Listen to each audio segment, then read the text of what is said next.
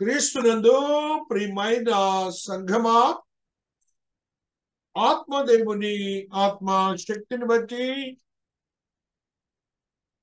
ఆత్మదేవుని మహాకృపను బట్టి నేటి దిన సాయంకాల ఆరాధనలో మనము పరిశుద్ధాత్మ దేవుని ఆశీర్వాదకరముగా కలిగిన స్థితిని కలిగి ఉండి ఈ అపొస్తలుల కార్యములు మనము ధ్యానిస్తున్న క్రమంలో 17 అధ్యాయముల వరకు మనం ధ్యానించాం. 18, 19 అధ్యాయములు పౌలు భక్తుడు తన యొక్క జీవన విధానంలో అకుల ప్రిస్కుల అనే ఒక కుటుంబం దగ్గరికి వెళ్ళి తను ఆసరాగా తీసుకొని వారితో కొంతకాలము ఉండినట్లుగా, అదే రీతిగా అపోల్లో అనే ఒక శిష్యుని ఆయన సంపాదించుకున్నట్లుగా, ఆ దేవుని వాక్యాన్ని వీరందరి ద్వారా ఆ యొక్క పరిస్థితుల్లో వాళ్ళు జ్ఞానయుక్తముగా తెలుసుకొని ఆ పరిచర్యను చేసినట్లుగా అనేక సందర్భాలు అక్కడ ఉన్నాయి. ఆ సందర్భాలన్నీ కూడాను పౌలు భక్తుడు ఆయా ప్రాంతానికి మాటికి తిరిగి ఆయన యొక్క పరిచర్య చేసినట్టుగా కూడా చూస్తాం. అయితే 20వ అధ్యాయంలోనికి వచ్చినప్పుడు ఒక లోతు అర్థముతో కూడినటువంటి మారు మనస్సుని గురించి ఈ దినమున చదవబడిన వాక్యంలో చూస్తాం. అంతకు ముందు నాడు అపొస్తలుడైన పౌలు ఆదివారం రాత్రి ఒక యవ్వన ప్రాయములో ఉన్న వ్యక్తి మరణించగా ఆ వ్యక్తిని జీవంలోని తీసుకొచ్చినట్టుగా చూస్తాం. అయితే ఆ భాగాన్ని మనం ఇప్పుడు ధ్యానించట్లేదు, వచ్చే వారం ధ్యానిద్దాం. ఇప్పుడు మనము ధ్యానిస్తున్నటువంటి ఈ అంశంలో ఒక ఆత్మీయ సత్యము, నిగూఢమైన సత్యము దాగి ఉన్నది. ఏమిటి అని మనం ఆలోచించినప్పుడు, రిపెంటెన్స్ అనగా పశ్చాత్తాపము, మారు మనస్సు. మారు మనస్సు అనేది రిపీటెడ్ గా మనము ధ్యానించాం. సాటర్డే వాక్యాన్ని ధ్యానించాం మారు మనస్సును గురించి. ప్రకటన సంఘాల్లో ఆ 7 సంఘాల్లో కూడా మారు మనస్సు యొక్క భావోద్రేకాలని దేవాది దేవుడు మాట్లాడాడు.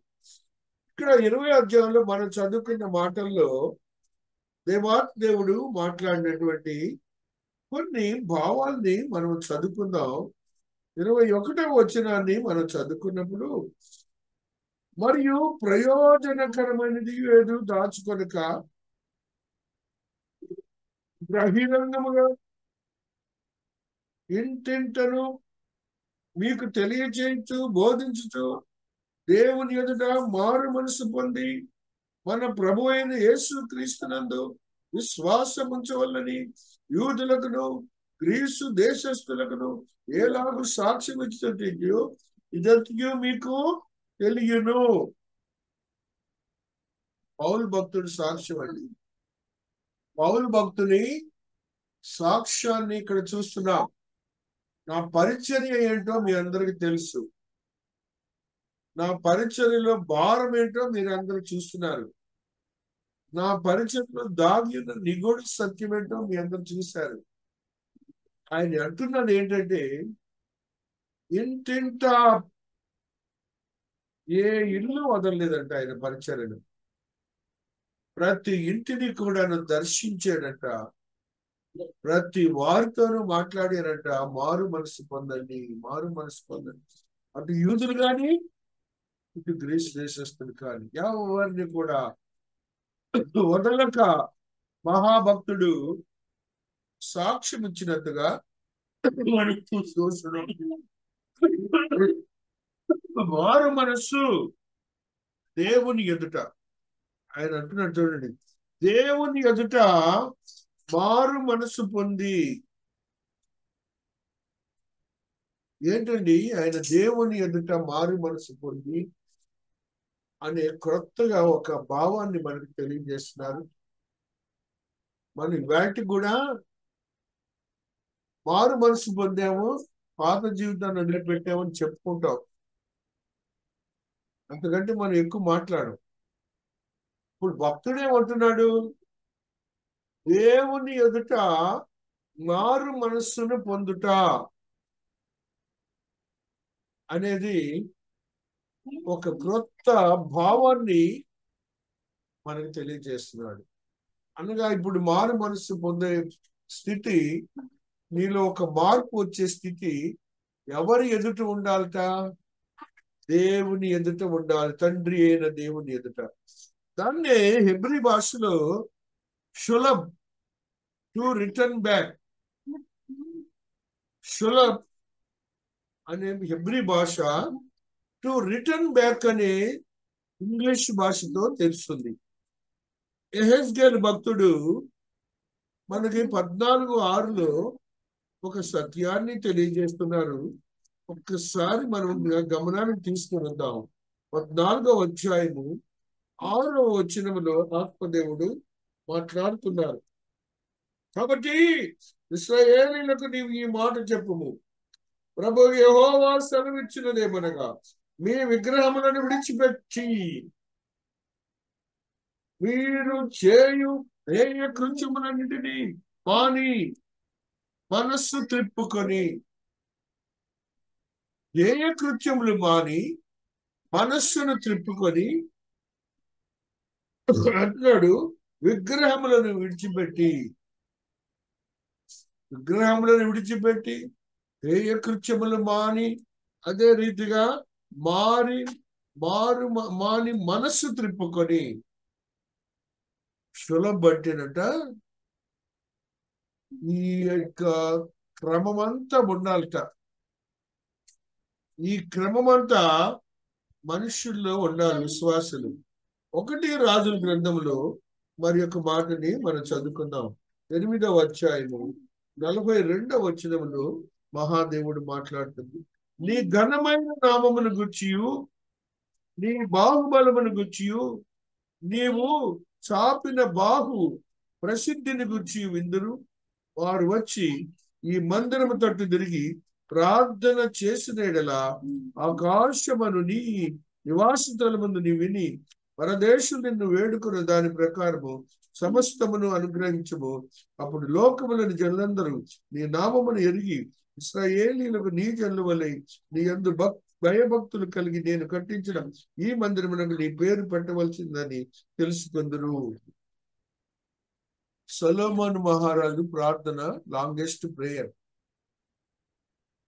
ఈయన ప్రార్థనలో ఆ మారు మనస్సును గురించి, షులబ్ గురించి మాట్లాడుతూ, అందరూ కూడా అన్య దేశస్థులందరూ అనగా ఇతర దేశస్థులు, దేవుని ఎరుగని వారు, అన్యులుగా చెప్పబడిన వారు, విగ్రహాలను ఆరాధించేవారు అందరూ విని నీవు ఆకాశమునందు ప్రార్థన విని వారిని ఆశీర్వదించినప్పుడు వారట దేశాల్లో నుంచి మందిరానికి వచ్చారు, తప్పకుండా ఈయన పేరు దానికి పెట్టవలసిందే అనే మాటని అంటారట. గ్రీక్ భాషలో మెటానోమై to regret consequences of the Satan. మెటనోమై అంటే 2 కొరింథీ 7:8లో ఒక మాటను చదువుకుందాం. 2 కొరింథీ 7వ అధ్యాయము 8వ వచనములో ఆత్మదేవుడు ఈ సత్యాన్ని తెలియజేస్తూ ఉన్నారు. నేను రాసిన పత్రిక వలన మిమ్మల్ని దుఃఖపెట్టినందున విచారపడను. నాకు విచారము కలిగినను ఆ పత్రిక మిమ్మల్ని స్వల్పకాలం మట్టుకే దుఃఖపెట్టినని తెలుసుకుంటున్నాను. మీరు దుఃఖపడుతారని సంతోషించడం లేదు, కానీ మీరు దుఃఖపడి మారు మనసు పొందుతారని ఇప్పుడు సంతోషించున్నాను. ఏలనగా ఏ విషయంలో నేను మా వలన మీరు నష్టం పొందకుండాకై దైవ సిద్ధానుసారంగా దుఃఖపడితే. ఒక గ్రంథం కానీ, ఒక మాట కానీ, ఒక వాక్యం కానీ దైవజనుడు మీకు వినిపిస్తున్నప్పుడు మీలో దుఃఖం ఉండొచ్చు, బాధ ఉండొచ్చు, నా కోసమే చెప్తున్నారు అనొచ్చు. ఆయన దుఃఖపడి వీరట ఆ రిగ్రెట్, ఆ పాపం నుంచి బయటికి రావాలంట, ఆ యొక్క శాపం నుంచి బయటికి రావాలంట. దేవాతి దేవుడు మాట్లాడుతున్నాడు. మత్తయి సువార్తలో ఒక సత్యాన్ని చదువుదాం. 27వ అధ్యాయము 3వ వచనంలో ఆత్మదేవుడు ఈ సత్యాన్ని మనకు తెలియజేస్తూ ఉన్నారు. అప్పుడు ఆయన అప్పగించిన యూద ఆయనకు శిక్ష విధింపబడగా చూచి పశ్చాత్తాపడి ఆ 30 వెండి నాణములు ప్రధాన యాజకుల వద్దను, పెద్దల వద్దకు మరలా తెచ్చి, నేను నిరపరాధ రక్తమును అప్పగించి పాపము చేస్తుందని చెప్పాను. వారు దాంతో మాకేమి, నీవు చేర్చుకోమని చెప్పాను.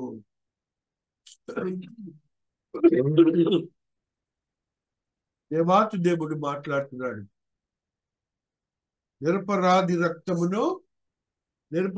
రక్తమును నేనే అప్పగించానని శిష్యుడైనటువంటి అంటే ఒక తప్పు చేసినప్పుడు, ఆ తప్పు వల్ల వారు శిక్ష పొందుతున్నప్పుడు నీ మారు మనసు ఎలా ఉంది ఇప్పుడు ఇక్కడ చెప్తున్నాడు. రెండోది, అదే రీతిగా మహాదేవుడు మాట్లాడుతున్నటువంటి ఈ మాటని, ఆ వాక్యం మీరు విన్నప్పుడు దుఃఖించినప్పుడు ఏ మాత్రం నేను దుఃఖపడను, కానీ మీరు మరలా తిరిగి పశ్చాత్తాపంతో వస్తారేమోనని నేను వాక్యం ద్వారా మీకు తెలియచేస్తున్నాను అని ఈ యొక్క 20వ అధ్యాయంలో పౌలు భక్తుడు మనలను స్థిరపరుస్తున్నటువంటి వాక్యం. గ్రీక్ భాషలోనే మరి యొక్క మాట మెటైన్, ఏ రియల్ చేంజ్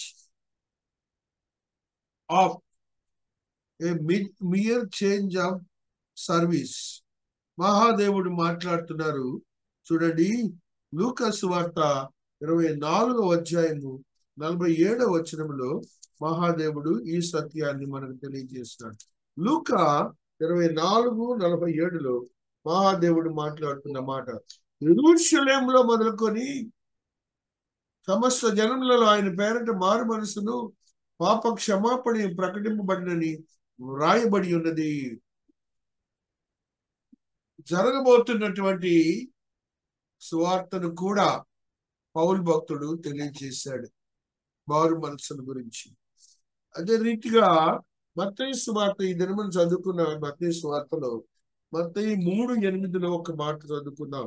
అబ్రహాము మాకు తండ్రి అని మీలోచి మీరు చెప్పుకొని తలుచుకున్నట్లు దేవుడి ఈ రాళ్ళ వలన అబ్రహాము నాకు పిల్లలను పుట్టింపుగా మీతో చెప్పుచున్నాను.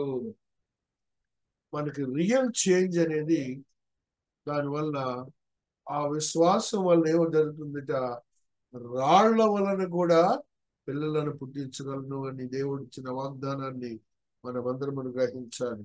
ఆ రీతిగా మహాదేవుడు అపొస్తలుల కార్యములో మనకి ఈ దినాన్ని మాట్లాడుతున్నటువంటి మాటల్లో మారు మనస్సు పశ్చాత్తాపముల గురించి మాట్లాడుతుండగా, జెనసిస్ 6:6లో ఆత్మదేవుడు మాట్లాడిన ఈ మాటను గుర్తించుకోవాలి. ఇప్పుడు 6:6లో ఈ యొక్క ఆది కాండంలో దేవుని యొక్క పశ్చాత్తాపాన్ని చూడండి.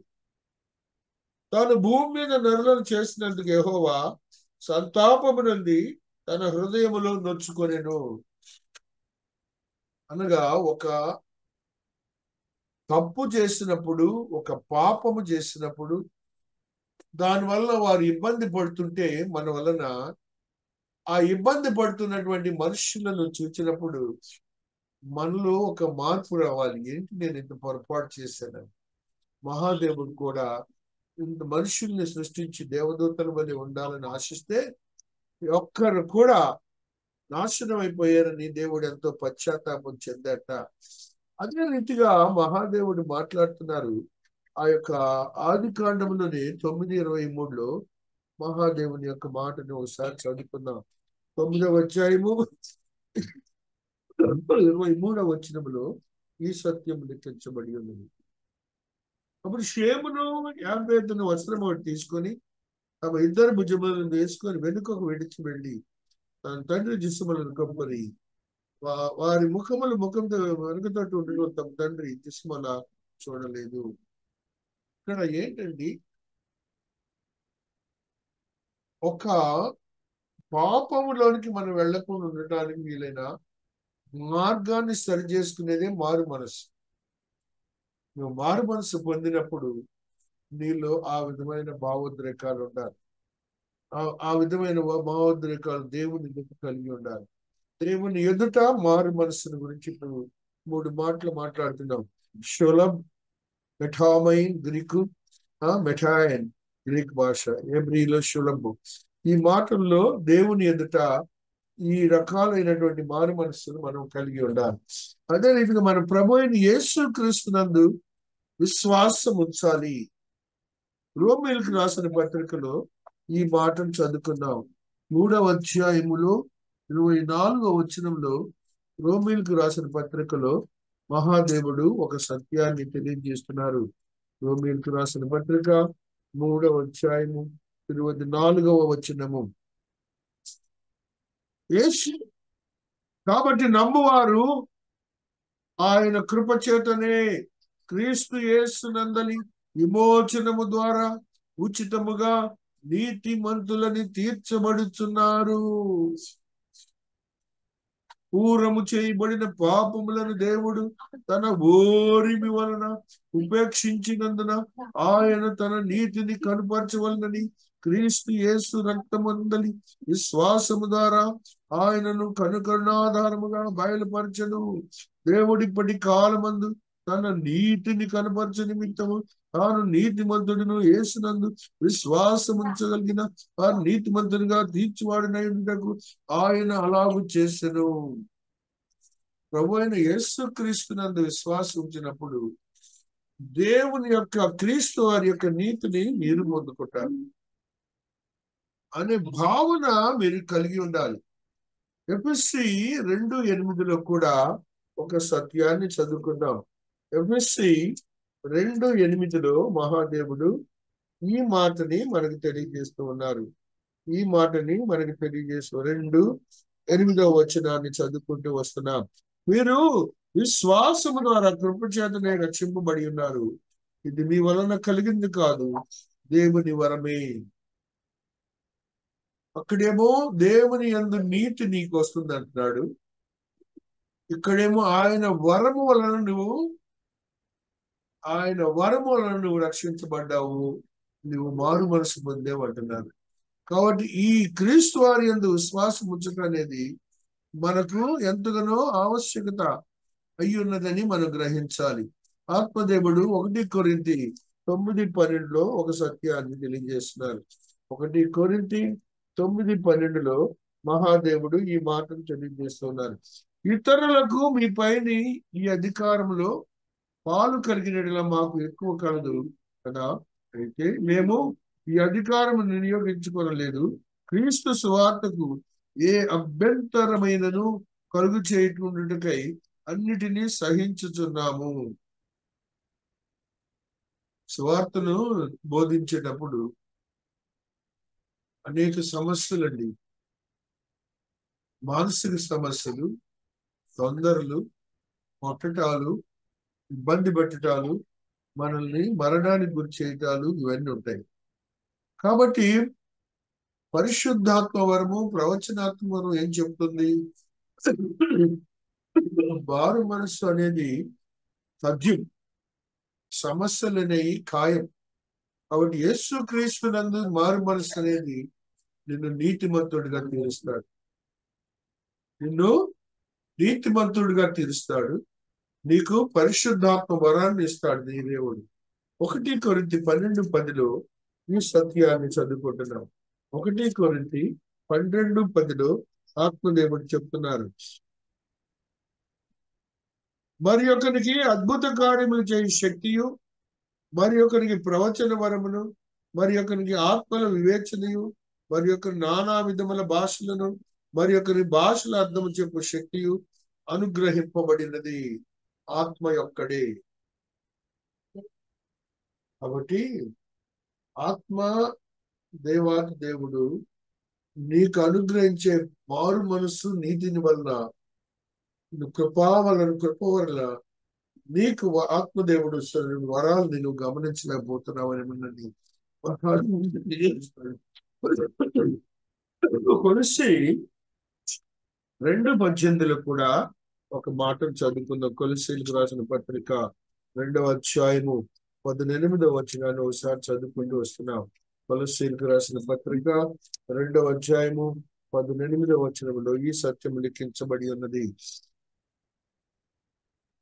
అతి వినయాసక్తుడినై దేవదూతారాన్ని ఇచ్చ కలిగి తాను చూచిన వాటిని గూర్చి గొప్పగా చెప్పుకొనుచు తన శరీర సంబంధమైన మనస్సు వలన ఊరక ఉప్పొంగుచు శిరస్సును హత్తుకొనని వాడెవడను మీ బహుమానమును అపహరింపనీయకుడి.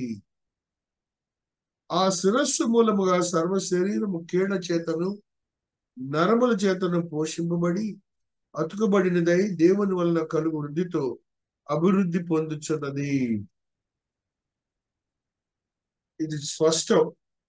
దేవుని యందు మారు మనసు పొందినప్పుడు, పరిశుద్ధాత్మ దేవుడు మనకు వరములు ఇచ్చినప్పుడు, లోకములో ఉన్నటువంటి ఈ యొక్క అన్యులైన వారు వాళ్ళ బలాన్ని గురించి కూడా చెప్తానికి ప్రయత్నం చేస్తారు. ప్రయత్నం చేసి మనలను భ్రష్టత్వంలోనికి నడిపిస్తారు.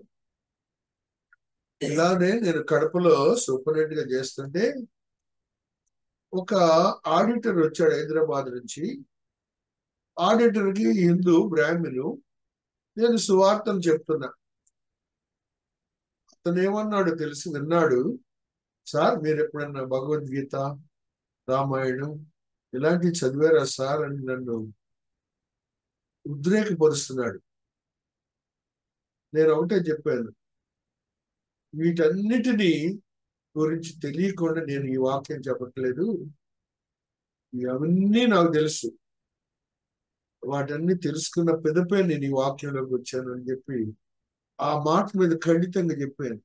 చూడండి, దేవదూత ఆరాధనలు ఇచ్చ కలిగి తాను చూచిన వాటిని గురించి గొప్పగా చెప్పుకున్నాడు. అయినా కూడా దానికి నేను ఏ విధంగా టెంప్ట్ కాలేదు.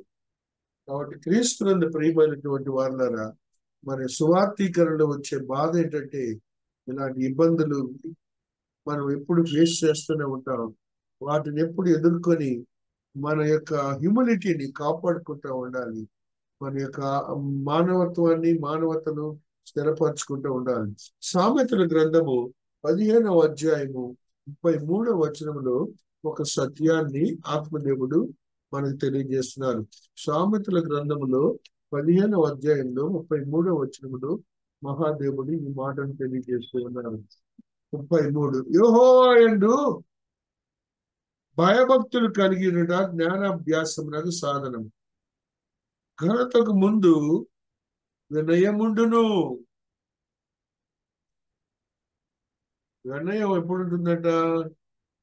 నీకు ఘనతను దేవుడు ఇవ్వబోతున్నాడు అన్నప్పుడే. నాకు వినయం ఉంది కాబట్టి మహాదేవుడు ఆయన కాపరత్వంలో ఘనతను నాకు ఇచ్చారు. అందుకు దేవునికి స్తోత్రాలు చెప్పుకుంటున్నారు. దేవునికి స్తోత్రాలు చెప్పుకుంటున్నారు. ఇలాంటివన్నీ మనం ఎదురు చూస్తూనే ఉంటాం. 1 పేతురు 5:5లో కూడా అలాంటి సత్యాన్ని దేవుడు తెలియజేస్తున్నారు. 1 పేతురు 5:5లో మహాదేవుడు ఇచ్చినటువంటి ఈ మాటని ఈ రీతిగా చదువుకుంటూ వస్తున్నాం. 1 పేతురు 5వ అధ్యాయము 5వ వచనములో ఆత్మదేవుడు మాట్లాడుతున్నారు. చిన్న పిల్లలారా, మీరు పెద్దలకు లోబడి ఉండుడి. మీరందరూ ఎదుటి వాని ఎడల దీన మనస్సును వస్త్రము ధరించుకొని మిమ్మల్ని అలంకరించుకోండి. దేవుడు అహంకారులను ఎదిరించి దీనులకు కృప అనుగ్రహించును. దేవుడు మాట్లాడుతున్నాడు. మన హ్యూమిలిటీ అంటే సాత్వికత్వాన్ని ఉండాలి, తగ్గుదల ఉండాలి. మనకి దేవుని యందు భయభక్తులు కలిగి ఉండాలి, దీన మనస్సును కలిగి ఉండాలి. మనమందరం అహంకారాన్ని కొట్టివేయాలి. అప్పుడే మారు మనసుకి, క్రీస్తునందు మారు మనసు, దేవుని ఎదుట మారు మనసు, ప్రవచనాత్మక వరమునందు మారు మనసు అనే స్థితిని మనం పొందుకుంటామని ఆత్మదేవుడు మనతో మాట్లాడుతూ వస్తున్నాడు. మహాదేవుడు మాట్లాడుతున్నటువంటి ఈ మాటలన్నీ మనం గ్రహించినప్పుడు మహాదేవుని యొక్క మహాకృపను బట్టి, ఆత్మదేవుని యొక్క ఆత్మీయతను బట్టి ఒక సత్యాన్ని మనం చదువుకుంటూ వస్తున్నాం. ఒక నూతనమైన అనుభవాన్ని మనం చూస్తున్నాం. చదువుబడిన వాక్యములో వాళ్ళ అపొస్తలుల కార్యములో చాలా లోతు అర్థంతో కూడిన సువార్తను వాళ్ళు చేశారు 20వ అధ్యాయంలో. ఆ 20వ అధ్యాయంలో చేసిన సువార్తలో భాగంగా ఆయన అంటున్నారు, చూడండి అక్కడ 20వ వచనాన్ని మనం చదువుకున్నప్పుడు, ఆ కాబట్టి మీలో ఎవరి నాశనము విషయమైనను నేను దోషిని కానని నేడు మిమ్మును సాక్ష్యము పెట్టుచున్నాను. వాళ్ళనే ఎన్నిక చేసుకున్నాడట. ఎవరి విషయంలో కూడాను నేను నాశనం విషయంలో సాక్షులు మీరే నాకు అని దేవుని కృపా సువార్తను గురించి సాక్ష్యం ఇచ్చుటకు నా పరుగును నేను ప్రభు అయిన యేసు వలన పొందిన పరిచర్ను తుదముట్టింపవలనని నా ప్రాణము నాకు ఎంత మాత్రము ప్రియముగా ఎంచుకొనుట లేదు. గలతీయులకు రాసిన పత్రిక 5వ అధ్యాయము 4వ వచనంలో ఒక సత్యాన్ని ఆత్మదేవుడు తెలియజేస్తాడు. గలతీ 5:4 మీలో ధర్మశాస్త్రం వలన నీతిమంతులను తీర్చబడి వారెవరు? వారు క్రీస్తులోని బొత్తిగా వేరు చేయబడి ఉన్నారు, కృపలో నుండి తొలగిపోయి ఉన్నారు. కాబట్టి ఇప్పుడు అర్థమవుతుంది మనకి, మనం ఏ విషయంలో రక్షణ పొందాం, ఏ విషయంలో మార్పు పొందాం, ఏ విషయంలో పశ్చాత్తాపం పొందాం, ఏ విషయంలో నీతిమంతులుగా తీర్చబడ్డాం. చాలా ఆలోచించుకోండి మీరు. మన జీవితాలను ఏ విధంగా మనం మలుచుకుంటున్నామో మీరు గుర్తించుకోవాలి. ఒకవేళ విశ్వాసులు అవ్వచ్చేమో, మనకు మనముగా సాక్షులుగా ఉంటున్నామా, లేకపోతే ఒకరికి సాక్షులుగా నిలబడుతున్నామా అనేది కూడా దేవుడు అడుగుతున్నాడు. ఎఫెసీ 3:8 దేవుడు మన ప్రభు అయిన యేసుక్రీస్తును చేసిన నిత్య సంకల్పము చొప్పున పరలోకంలో ప్రధానులకును అధికారులకును సంఘము ద్వారా తన యొక్క నానా విధమైన జ్ఞానం ఇప్పుడు తెలియబడి ఉండాలని ఉద్దేశించి శోధింప శక్యము కాని క్రీస్తు ఐశ్వర్యమును అన్ని జనులకు ప్రకటించుటకును సమస్తమును సృష్టించిన దేవుని యందు పూర్వకాలము నుండి మరుగై ఉన్న ఈ మర్మమును గురించి ఏర్పాటు ఎట్టిదో అందరికి తేటపరచుటకును పరిశుద్ధులందరూ అల్పుద్రనైన నాకు ఈ కృప అనుగ్రహింపబడెను. అతను తగ్గించుకొని చెప్తున్నాడు. ఎవరు? పౌలు భక్తుడు. అల్పుడనైన నాకు కృప అనుగ్రహించబడింది. ఇప్పుడు మనందరం ఓవరాల్ గా గమనించాల్సింది ఏంటండి? కృప. మనకి కృపను దేవాతి దేవుడు అనుగ్రహించారు. ఆ నిత్య సువార్తను, కృపా సువార్తను అనుగ్రహించారు. ఆ రీతిగా మనం గ్రహించి మన భావాలను తెలుసుకోవాలని అక్కడ అన్నాడు. దేవుని కృపా సువార్తను గురించి సాక్ష్యం యందు. సువార్త దేవుని కృపా సువార్త చాలా సున్నితమైన భావాలు ఈవేళ 20లో ఈ మనం చదువుకున్న అధ్యాయాల్లో దేవుడు తెలియజేస్తాడు. దేవుని కృపా సువార్త గురించి సాక్ష్యం. రోమీయులకు రాసిన పత్రిక 14వ అధ్యాయం 6వ వచనంలో ఆత్మదేవుడు తెలియజేస్తున్నారు. దినమును లక్ష్య పెట్టువాడు ప్రభు కోసమే లక్ష్య పెట్టుచున్నాడు. తినువాడు దేవుని కృతజ్ఞతాస్తుతులు చెల్లించినాడు కనుక ప్రభు కోసమే తినుచున్నాడు. తినినవాడు ప్రభుని కోసం తినటం మాని దేవుని కృతజ్ఞతాస్తుతులు చెల్లించబడలో ఎవడును తన కోసం బతకడు, ఎవడును తన కోసము చనిపోడు. మనము బ్రతికినను ప్రభు కోసమే బ్రతుకుచున్నాము, చనిపోయినను ప్రభు కోసమే బ్రతుకుచున్నాము. బతికినను చనిపోయినను ప్రభు వారమై ఉన్నాము. కృప అంటే మనకి ఏ మేలు జరిగినా చెడు జరిగినా ఆయన కోసమే జరుగుతుంది అనే భావనను మనం కలిగి ఉండాలని మహాదేవుడు మాట్లాడుతున్నాడు. ఆ విధముగా మహాదేవుని యొక్క ఆత్మీయతలో బలపరచబడినటువంటి మనం అందరం కూడాను ఏ విధముగా మన జీవితాలను గడుపుతున్నాం, ఏ విధముగా మన ఆత్మీయతను సిద్ధపరచుకుంటున్నాం. 18:22 సామెతలు కూడా ఒక మాట చదువుకుందాం. 18:22లో ఆత్మదేవుడు ఈ మాటను మాట్లాడుతున్నాడు. 18వ అధ్యాయం 22వ వచనంలో ఈ మాటని తెలియజేస్తూ ఉన్నారు ఆత్మదేవుడు. భార్య దొరికిన వానికి మేలు దొరికెను, అటువాడు యెహోవా వలన అనుగ్రహం పొందినవాడు. ఎందుకండి ఈ మాటని దేవుడు తెలియజేస్తున్నాడు? సహనం, హ్యూమిలిటీ. ఆ హ్యూమిలిటీలో ఆ మానవునికి కావలసిన స్థితిని పెంపొందింపజేసేది భార్య అనే ఒక స్త్రీ. అందుకని దేవుడు ఈ మాటని ఇలా చెబుతున్నాడు, అటివాడు యెహోవా వలన అనుగ్రహం పొందినవాడు. ఆ విధమైన ఆశీర్వాదకరమైన స్థితిని పొందినవాడని గుర్తించాలి. 22:4లో మహాదేవుడు మాట్లాడుతున్నాడు, యెహోవా యందు భయభక్తులు కలిగినద వినయమునకు ప్రతిఫలము, ఐశ్వర్యమును, ఘనతయు, జీవమును దాని వలన కలుగును. వినయము, దీనత్వము దేవాతి దేవుడు మానవునికి ఇచ్చారు. అది నీ మారు మనసులోనే ఉండాలి, కానీ ఏ విధమైనటువంటి స్థితిని నీలోనికి పెంపొందింప చేసుకోకూడదని మహాదేవుడు ఈ దినాన మనందరితో మాట్లాడుతూ వస్తున్నాడు. మహాదేవుని యొక్క ఆత్మీయతను బలపరచబడిన మనము, ఆయన అంటున్నాడు, దేవుని ఎదుట మారు మనసు అని చెప్తూ కొలస్సీలకు రాసిన పత్రిక 2వ అధ్యాయము 5వ వచనములో ఈ సత్యాన్ని తెలియజేస్తూ ఉన్నారు. కొలస్సీ 2:5లో మహాదేవుడు ఈ మాటను తెలియజేస్తూ ఉన్నారు. 2వ అధ్యాయము 5వ వచనంలో ఆత్మదేవుడు ఈ సత్యాన్ని మనకు తెలియజేస్తూ ఉన్నారు. 2:5, నేను శరీర విషయంలో దూరంగా ఉన్నను, ఆత్మ విషయంలో మీతో కూడా ఉండి ఈ యోగ్యమైన ప్రవర్తనను క్రీస్తునందలి మీ స్థిర విశ్వాసం చూచి ఆనందించుతున్నాను. మారు మనసు పొందినటువంటి విశ్వాస యొక్క లక్షణము ఈ రీతిగా ఉండాలి. యోగ్యమైన ప్రవర్తన, మీ స్థిర విశ్వాసము క్రీస్తునందు.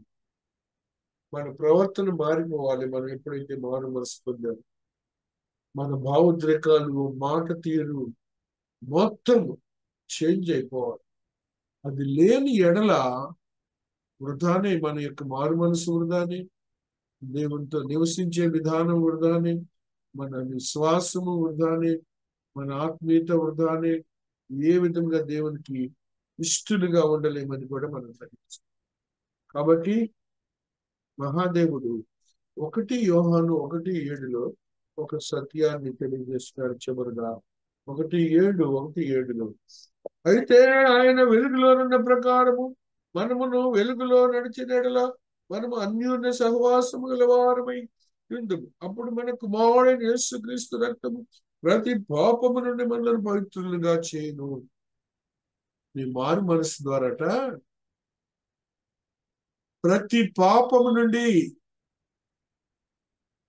అనగా నువ్వు చేసినవి, చెయ్యనివి, తెలియనివి, తెలిసినవి అన్నిటినీ ఆయన ముందు ఒప్పుకోవాలట. మనందరం ఎలాగ ఉండాలి? అందరం కలిసి ఉండాలి, అన్యోన్య సహవాసం కలిగిన వారముగా ఉండాలి. ఆ విధమైన భావోద్రేకాలు లేకుండా నీవు ఏ మాత్రం కూడా దేవునితో నడవలేవని మహాదేవుడు తెలియజేస్తున్నాడు. ఫిబ్రవరికి రాసిన పత్రికలో మరి ఒక సత్యాన్ని చదువుకున్నాం. 10వ అధ్యాయము 29వ వచనములో ఈ సత్యాన్ని దేవుడు తెలియజేస్తూ ఉన్నారు. ఇట్లుండగా దేవుని కుమారుని పాదములతో త్రొక్కి తాను పరిశుద్ధపరచబడుటకు సాధనమైన నిబంధన రక్తమును అపవిత్రమైనదిగా ఎంచి కృపకు మూలమగు ఆత్మను తిరస్కరించిన వాడు ఎంత ఎక్కువగా దండనకి ఎంచబడిన మీకు త్రోయును. అది ఆయన క్రీస్తు శిలువను గురించి చెప్తున్నాడు ఇక్కడ. ఆయన రక్తాన్ని అదేంటి రక్తం, ఇదే శిలువ, ఇలాంటి భావాలతో ఉండే క్రైస్తవులు ఉన్నారు, కాపర్లు కూడా ఉన్నారు. అందుకే ఈ మాటను తెలియజేస్తున్నాడు. ఎంత ఎక్కువైన దండను పాత్రుడిగా ఎంచబడినని మీకు తోయను. పగ తీర్చుట నా పని, నేనే ప్రతిఫలం ఇస్తున్నా నీవు.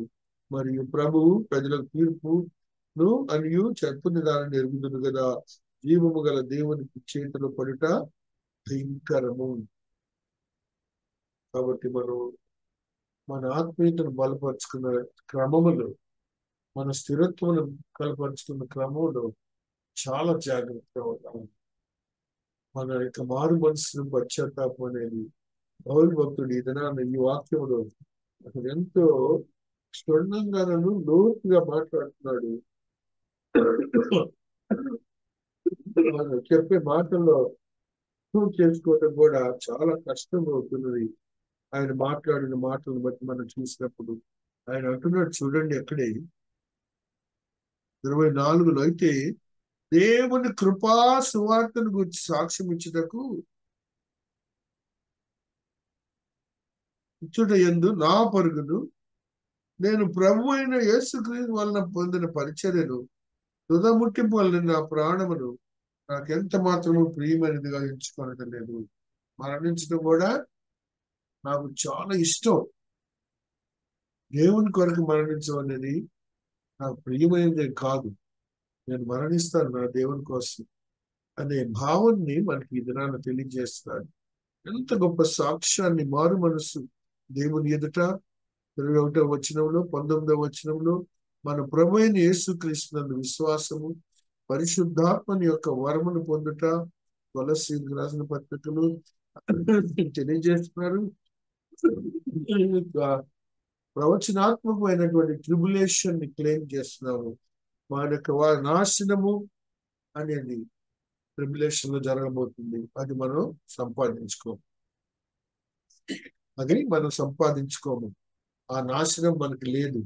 ఆ నాశనకరమైన జీవితం మనకు లేదని దాసుడు మనకి ఈ దినాన్ని తెలియజేస్తున్నాడు. కాబట్టి మనము హ్యూమిలిటీని సంపాదించుకొని సాక్షులుగా బోధ చేయటంలో సాక్షులుగా ఉందాం. కృపా సువార్తను చాటంలో సాక్షులుగా ఉందాం.